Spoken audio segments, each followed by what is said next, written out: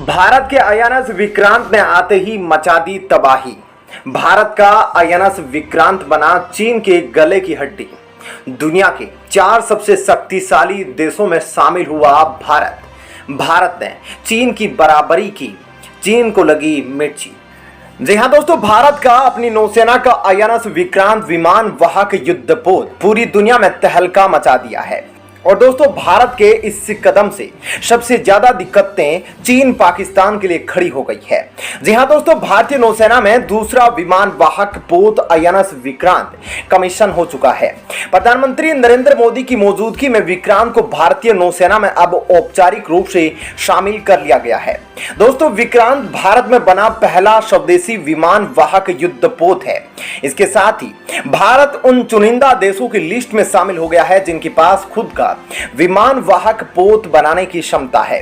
दोस्तों, आईएनएस विक्रांत बनाकर भारतीय नौसेना के पास चीन के बराबर कुल 2 विमान वाहक पोत हो गए हैं। वर्तमान में एशिया में 2 देशों के पास ही विमान वाहक पोत मौजूद है। दोस्तों, अगर बात करें चीन की, तो चीन के पास भारत की तरह 2 विमान वाहक पोत ऑपरेशनल है और एक टाइप 003 क्लास का समुद्री परीक्षण से गुजर रहा है। दोस्तों, चीन के तीसरे विमान वाहक पोत का नाम फूजियान है, जो अमेरिका के सुपर कैरियर्स की तरह ही भारी भरकम विमानों को लॉन्च करने के लिए इलेक्ट्रोमैग्नेटिक कैटापोल्टस से लेस है। इसका मतलब यह एयरक्राफ्ट कैरियर विमानों को उड़ाने के लिए स्की जंप की जगह इलेक्ट्रोमैग्नेटिक कैटापोल्टस सिस्टम का इस्तेमाल करता है। अभी तक इस तरह की तकनीक वाले एयरक्राफ्ट कैरियर सिर्फ अमेरिका, ब्रिटेन और फ्रांस के पास ही मौजूद है। दोस्तों, खुशी की बात यह है कि भारतीय नौसेना का दूसरा विमान वाहक पोत आईएनएस विक्रांत 76% स्वदेशी है।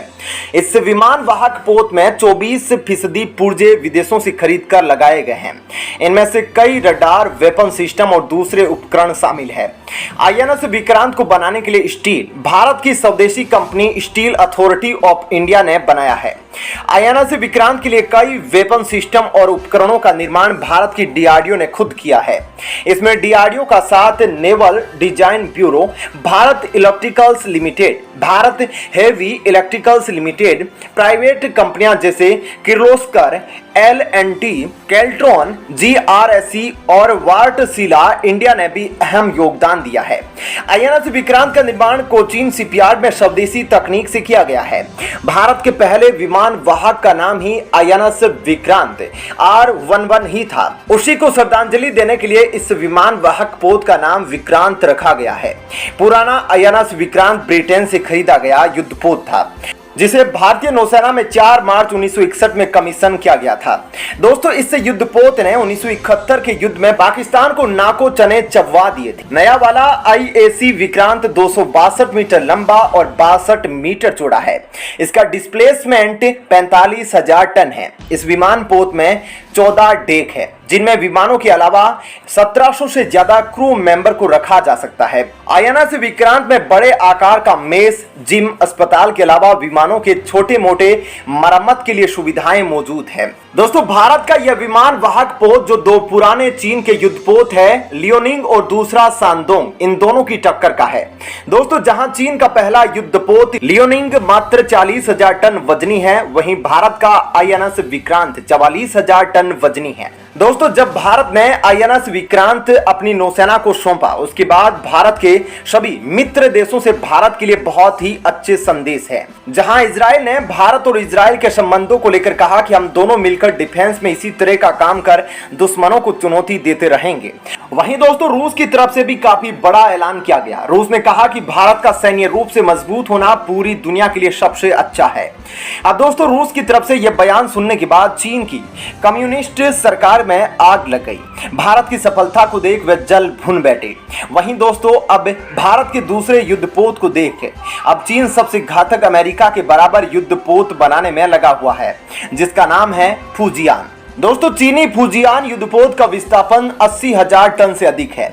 ऐसे में इसके विशाल आकार का अनुमान लगाया जा सकता है। इससे एयरक्राफ्ट कैरियर की लंबाई 300 मीटर और अधिकतम चौड़ाई 78 मीटर की है। लंबाई और चौड़ाई की तुलना में यह अमेरिका के सबसे आधुनिक aircraft carrier USS Gerald R Ford के बराबर है।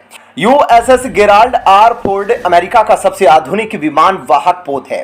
इसे 22 जुलाई 2017 को अमेरिकी नौसेना में कमीशन किया गया था। गेराल्ड आर फोर्ड 337 मीटर लंबा है, जो समुद्र में 56 किलोमीटर प्रति घंटे की स्पीड से चल सकता है। चीन का फुजियान विमान वाहक पोत अधिक संख्या में लड़ाकू विमानों को ऑपरेट कर सकता है। कैटापोल्टस का इस्तेमाल करने से यह विमान वाहक पोत भारी विमानों को भी लॉन्च कर सकता है। इससे एयरक्राफ्ट से उड़ानों की संख्या में भी वृद्धि होगी। कैटापोल्टस के कारण लड़ाकू विमान अधिक ईंधन और गोला बारूद के साथ उड़ान भर सकते हैं। इससे समुद्र में चीन की ताकत में जबरदस्त वृद्धि होने की संभावना है। फुजियान में चीन ने अत्याधुनिक रडार भी लगाए हैं, जो 500 किलोमीटर की दूरी तक के क्षेत्र को स्कैन कर सकते हैं। फुजियान विमान वाहक पोत पर चीन कई तरह के विमानों को तैनात करने की योजना बना रहा है। इनमें J-15 लड़ाकू विमान, J-15 इलेक्ट्रॉनिक वॉरफेयर विमान, J-35 विकासशील fixed wing early warning aircraft KJ-600 और सशस्त्र टोही ड्रोन शामिल है। यह विमान संख्या में ज्यादा होने के कारण समुद्र में एक बड़े इलाके पर अपनी नजर बनाए रख सकते हैं। इलेक्ट्रोमैग्नेटिक कैटापोल्टस के कारण फुजियान से fixed wing early warning aircraft को भी आसानी से लॉन्च किया जा सकता है, जबकि स्की जंप वाले विमान वाहक पोतों पर यह काम हेलीकॉप्टर करते हैं। दोस्तों, एक विमान वाहक पोत समुद्र में चलता फिरता हवाई अड्डा होता है।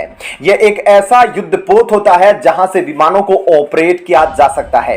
अलग अलग तरीके के विमान इस पोत के डेक पर उतर सकते हैं, उड़ सकते हैं, ईंधन भर सकते हैं। इतना ही नहीं, विमान वाहक पोत पर विमानों को हथियारों से लैस किया जा सकता है। इससे समुद्र में काफी दूर तक हवाई क्षमता को बनाए रखा जा सकता है।